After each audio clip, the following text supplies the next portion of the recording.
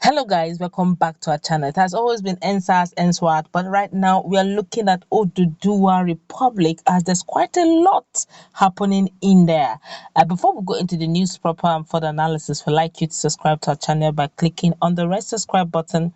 Beside it, you see a bell notification icon. Please go ahead, click on it to get notified as soon as we update our channel on YouTube. Well, the second meeting of the Assembly of all Yoruba groups worldwide in Ibadan, Oyo State, it was done some days back, or rather yesterday actually, ended in disarray. The meeting was held at the House of Chiefs, Oyo State Secretariat. The meeting, which had in attendance many of Yoruba groups like Odua People's Congress, Frederick Fashions Faction, OPC New Era, Yoruba Youth Socio-Cultural Organization and other groups from Kwara and Kogi State, was disrupted while the chief convener, Victor Taiwo, was addressing the gathering. Taiwo, who is the author of the book Nigeria on Gunpowder, The Climax of Misrule, has circulated his speech, but he was heckled by some supporters of Professor Banji Akintoye, who preempted him on the leadership crisis that hit the Yoruba World Congress. Akintoye has announced the change of name of Yoruba World Congress to Illana Odua on Sunday. But Taiwo said in speech that he was the initiator of the Yoruba Council of Elders under the leadership of late Pa Emmanuel Alayande.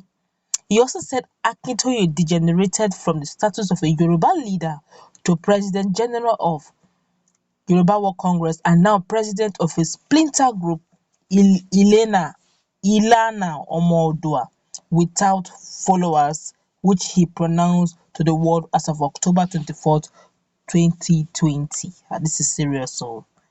But while still reading the speech, the representative of Professor Akintoye, Kunle Adesokan, interrupted him and others joined him. The meeting became rowdy and some leaders left. Efforts to calm down the agitated persons were abortive. The Baale Ekotedo Ibadan, Chief Taiwo Ayanrinde, made efforts to calm them down, but his attempt failed. When I was talking in the morning, I said we did not come here to remove Banji Akintoye, but we heard that he has gone to another group, he stated. But Mr. Akinola George said nobody could remove Akintoye as Yoruba leader because those who were elected into that office before him were never removed. He said, you cannot elect him Yoruba leader and now say you want to remove him. Chief Awolowo was Yoruba leader until he died. Chief Adekunge Ajasan was elected Yoruba leader and he was Yoruba leader until he died. Akintoye will remain Yoruba leader until he dies. The publicity secretary of the OPC, Lawal Kazeem, asked those remaining if they still wanted Akintoye to remain the Yoruba leader by voice vote. Although not everybody said yes, there was no one who opposed it. After that, leaders of the various groups affirmed the leadership of Professor Akintoye. The president, Yoruba Youth Socio-Cultural Association, Mr. Olalekan Ahmed, also affirmed support of the group to the leadership of Akintoye.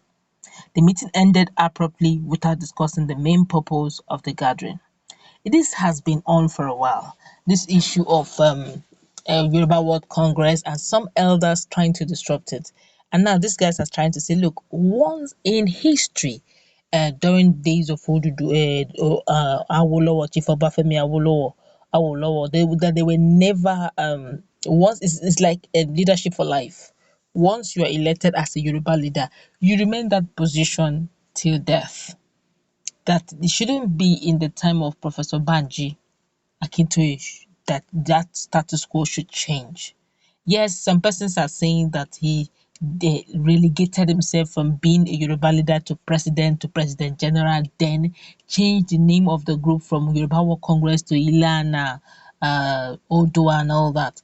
Whether Illana or not, they said it's even a splinter group, that particular group doesn't have followership. But according to what I heard as at Sunday, when he announced it officially, he said that name has been changed from Yoruba World Group, Yoruba World Congress to that, which means automatically by inference, it means that particular followership of Yoruba World Congress has changed from Yoruba World Congress.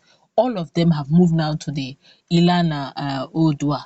So technically speaking, he still has his followers. I do not know why they are beginning there's this unnecessary drag for leadership. It's not as if the Odua nation, yes, they are on it, just like the issue of Biafra agitation. But if we start now to start fighting for position, it won't all go well. Okay, yeah, there have been several groups. So you have Yoruba One Voice. We have like these other groups that came together. They're all saying that they're basically fighting for the same purpose, one nation. By the time the Yoruba Odua or Odua nation or Odua Republic is formed, I'm sure there will be some structure hierarchy that will be constructed to look into this. But let's hear what Nigerians are saying concerning this matter. This one here is saying, I think Mr. Taiwo, in the bid to clarify his position, stepped on certain toes, who felt that the personality of Professor Akintoye was being trampled upon in his open address.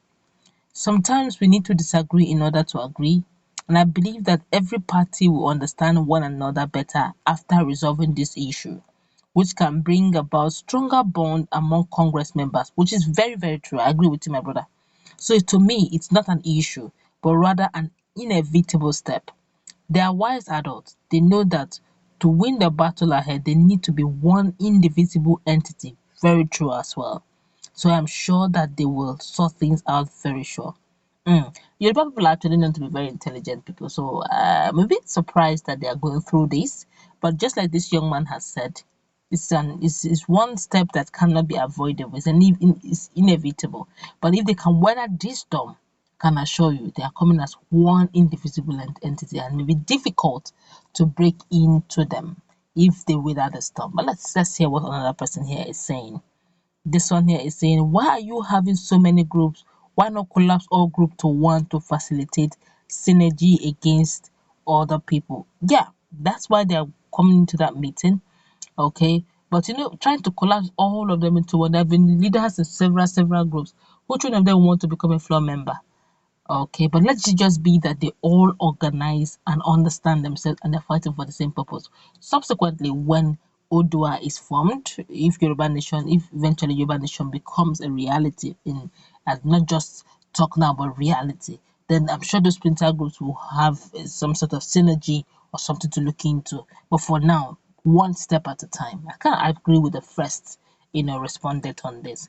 This one here is saying these people are not serious. Instead of economical debate, find which group wrecked Yoruba economy. Yoruba are, oh please, I bet, please. That's they've not even gotten to that level. Let them have synergy first. One purpose. Others will fall in place. The economy of Yoruba nation should not even be under debate. Get everybody to be on the same page first. Then others will align. That's my proposition. Oh. This one here is saying Yoruba no love among them. It's everywhere. See, I usually don't like bigots really. Sorry, oh.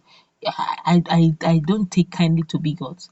Every tribe have their issues. You want us to begin to mention other tribes? Every tribe have their issues. It's a human nature. It's a human thing. In as much as there are a gathering of people, there will be one Judas. There's always somebody who will not be on the same page. But it has to take energy. That's why there's democracy, really. If you want to go by everybody's ideology, the whole world will not even be on the same page. But they try to get the majority having this being on the same page is enough. There will always be somebody who doesn't always agree. So it's not a case of to Yoruba to fear, but I feel it's a human nature thing. Doesn't have to do with any tribe. This one here is saying Yoruba Eronu. They are thinking, my brother. You are telling them to Ronu. They are one Ronu, no, one Ronu. They're not joking. They're thinking. They are brainstorming. This one here is saying this is a pointer to what will happen after your so-called restructuring. Everybody's just trying to put themselves where they can loot. This those calling for regionalism would do well to ask whether the people of 2020 are the same as the people of 1960 that made it work well then. That's another thing. We are looking for restructuring. Is it the same looters that we're going to put at the helms of our affair? We need to think twice. Like this, my respondents in Yoruba Ronu. It's not just Yoruba Ronu. Nigerians, Ronu. Everybody should just start Ronuing, man. That's what we're going to wrap it up. Let's